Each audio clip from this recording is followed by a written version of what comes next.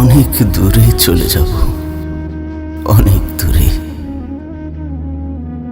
এই শহরের কোলাহল ফেলে কংক্রিটের এই গন্ধহীন দেয়াল, শব্দে শব্দে বিষ জড়ানো মুখগুলো আর কখনোই দেখব না।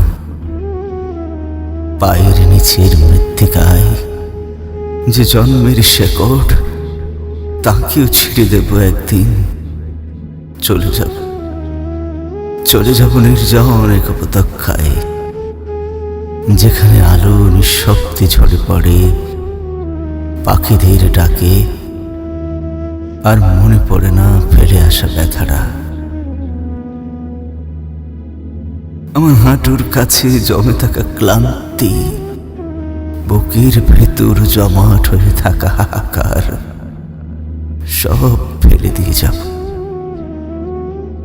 সময়ের হিসাব রাখবো না আর, কোনো ক্যালেন্ডার আমাকে ডাকবে না, কোনো ঘড়ি আমাকে ঠেলে দেবে নিত্যকার আবর্তে।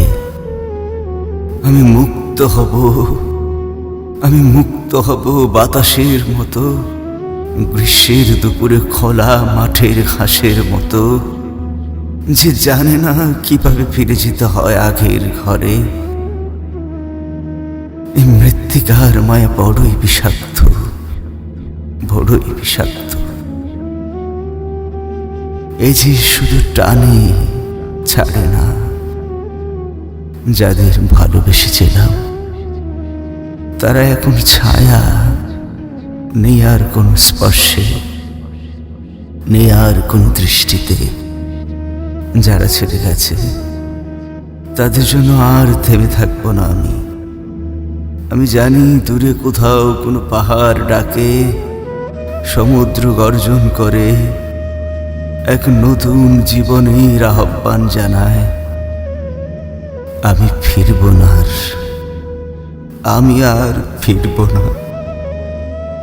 এই মাটি, এই শহর, এই সম্পর্ক সবই পড়ে থাকবে পেছনে।